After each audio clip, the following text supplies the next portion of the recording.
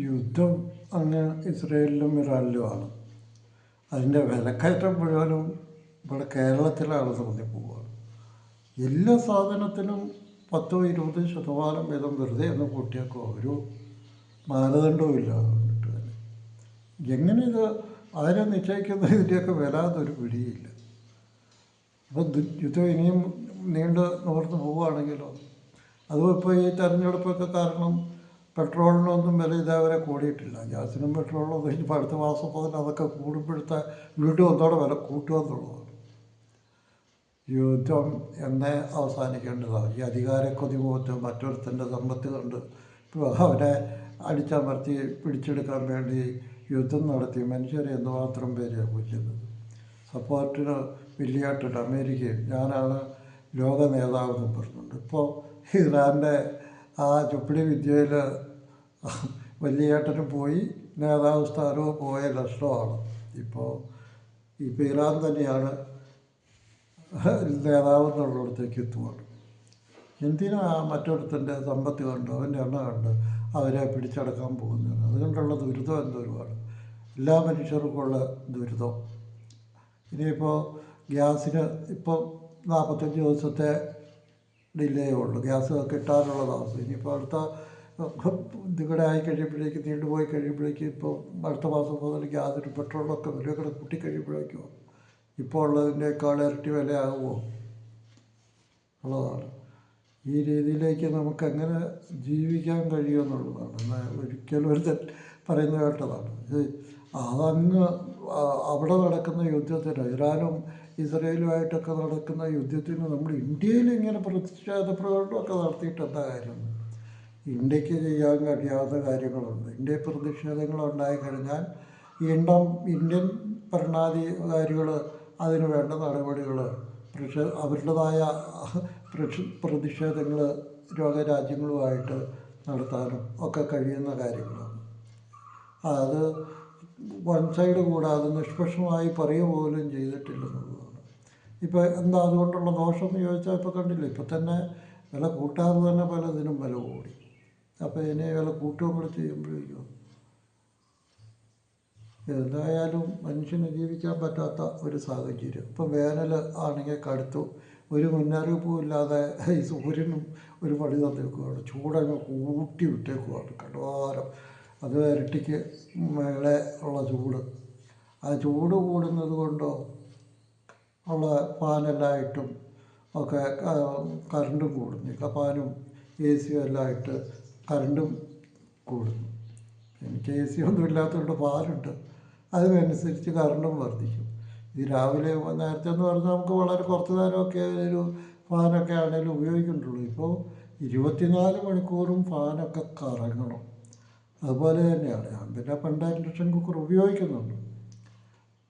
അതിപ്പോൾ കണ്ടില്ലേ എന്തോരം പേരെ ഇൻഡക്ഷൻ കുക്കറിലേക്ക് ഗ്യാസിന് ഇച്ചിരി ക്ഷാമം എന്ന് പറയാൻ പറ്റില്ല, എന്നാലും അതൊരു 10-45 ദിവസം എന്നുള്ളതൊക്കെ വന്നപ്പോഴേക്കും പലരും പല കടകളൊക്കെ അടച്ചു പൂട്ടുകയൊക്കെ ചെയ്തെങ്കിലും ഇൻഡക്ഷൻ കുക്കറിലേക്ക് മാറിയിട്ടുള്ള ആൾക്കാരുണ്ട്. കടകളിൽ തന്നെ അത് ഉപയോഗിക്കുന്നുണ്ട്. അപ്പോൾ അതിൻ്റെതായ കറണ്ട് ലോഡ് കൂടുന്നു, ട്രാൻസ്ഫോമറൊക്കെ കത്തുന്നു. അപ്പോഴും ഇവിടെ കുറ്റം ആർക്കാ? പവർ കട്ട് നടത്തുകയാണ്. പവർ കട്ട് ഇതിലും വലിയ പവർ കട്ടൊക്കെ പലയിടത്തും ഉള്ളതെന്ന് വാർത്തയിൽ തന്നെ കാണിക്കുന്നുണ്ട്. ഇവരൊക്കെ ഭരിക്കുന്ന സ്ഥലത്ത് ഇതിൽ 10 മണിക്കൂറൊക്കെ പവർ കട്ടുള്ള സംസ്ഥാനങ്ങളുണ്ട്. ഇവിടെ വളരെ കുറഞ്ഞ സമയം കറണ്ട് പോകുന്നുണ്ട്, ഇല്ലാതെ വരുന്നുണ്ട്. അത് ശരിയാണ്. അത് കൃത്യമായ കണക്ക് തിരിച്ചുകൊണ്ടാണ് പറയുന്നത്. അന്നേരവും പറയുന്നത് കുറ്റം ആർക്കാണ്? സർക്കാരിന്.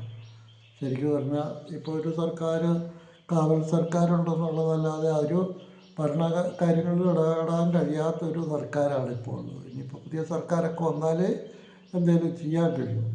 അത് ആര് വരും, ആര് ഭരിക്കും എന്നുള്ളിടത്താണ് ഉള്ളത്. കാരണം രണ്ടു കൂട്ടരും പറയുന്നത് ഞങ്ങൾ ഭരിക്കും. LDF പറയുന്നു അവർ ഭരിക്കും, UDF പറയുന്നു അവർ ഭരിക്കും. അപ്പോൾ ആരാ ഭരിക്കുക? UDF മുഖ്യമന്ത്രിയെ വരെ നിശ്ചയിച്ചു കിട്ടും. ഒരു 5 പുരുഷ മുഖ്യമന്ത്രിമാരും ഒരു വനിതാ മുഖ്യമന്ത്രിയും ആയിരിക്കും. ഇപ്പോൾ അതോ എല്ലാ ജില്ലകളിലും ഓരോ മുഖ്യമന്ത്രിമാർ വരുമോ എന്നുള്ളതിനെക്കുറിച്ച് കഴിഞ്ഞാൽ ഒരു അന്തിമ തീരുമാനം ആകടെ വീട്ടിൽ അത് തിരഞ്ഞെടുപ്പ് കഴിഞ്ഞാൽ റിസൾട്ടുകൾ വരണം. എന്നാലും അതിനുള്ള ഗുസ്തി നടന്നുകൊണ്ടിരിക്കുകയാണ്. അപ്പോൾ അതിൽ ആ ഗുസ്തിയിൽ ആര് ജയിക്കുന്നു എന്നുള്ളതാണ് അതിലും വലിയ കഥ. അപ്പോൾ ഒരു ഭരണകൂടം തുടർന്ന് ഇങ്ങനെ എത്രയും ആൾക്കാർ ഭരണരംഗത്തേക്ക് വന്നു കഴിയുമ്പോഴേക്കും ആ ഭരണം എത്ര നന്നാവും, അത് എത്ര കാലം എങ്ങനെ കൊണ്ടുപോകും, ജനങ്ങളെ ഏറ്റവും കൂടുതൽ ദ്രോഹത്തിലേക്ക് തള്ളിവിടുന്ന ഒരു ഭരണമാകിയല്ലോ അത്. കാരണം അവർക്ക് ഭരിക്കാൻ സമയം ഉണ്ടാകിയല്ലോ. ആൾ മാറി മാറി വരുമ്പോഴേക്കും അതിനനുസരിച്ച് ഓരോരുത്തർ ഇപ്പോൾ കണ്ടില്ല. ഒരു ചക്കായി എന്തോ മുരീറോ അവൻ്റെ പേര് മറന്നുപോയല്ലോ, ഷാജിയോ ഇങ്ങനെ ആരോ പറയുന്നത് കേട്ടല്ലോ, കെ എൻ ഷാജിയോ. ഞാൻ 10 കൊല്ലത്തെ ഞങ്ങളുടെ സമുദായത്തിന് വേണ്ടി നമ്മൾ ഉണ്ടാക്കുന്നു എന്ന് പറഞ്ഞതുപോലെ ആകുമോ ഇനിയിപ്പോൾ അവർ ഓരോരുത്തർ കയറി ഓരോരുത്തരുടെ വീതവും ഉണ്ടാക്കണ്ടേ. 10 വർഷത്തേക്കുള്ള ഉണ്ടാക്കുമ്പോഴേക്കും നമ്മളുടെ കാര്യമില്ല, സാധാരണ ജനങ്ങളുടെ കാര്യം വലിയ കഷ്ടത്തിലാവും. പഴയ 10 വർഷത്തിലുള്ള മുമ്പുള്ള കാലത്തിലേക്ക് പോകും എന്നുള്ളതിൻ്റെ ഒരു ഓർമ്മക്കുറിപ്പ് പോലെ വരുമോ എന്തോ ഒരു പിടിയില്ല. എന്തായാലും ഇപ്പോൾ അത് ഇലക്ഷൻ കഴിഞ്ഞ 4-ാം തീയതിയെ അറിയത്തുള്ളൂ. അപ്പോഴേക്കും ഇവിടെ LDF കുറിച്ച് പറയാൻ തുടങ്ങി. തിങ്കളാഴ്ചത്താൽ അങ്ങനെ ഒരു സമ്പ്രദായം ഇതേവരെ കേട്ടിട്ടില്ല. അപ്പോൾ ഫലം അറിഞ്ഞതിൻ്റെ പിറ്റേ ദിവസം സത്യപ്രതിജ്ഞ ആ അത്ഭുതകാരം തന്നെ. കാരണം അതിന് വേറെ മാനദണ്ഡമൊന്നും നടപടിക്രമമൊന്നും ഇല്ലാത്തവരെ ചില പരസ്യങ്ങളല്ല വാർത്തകളൊക്കെ കാണുന്നത്.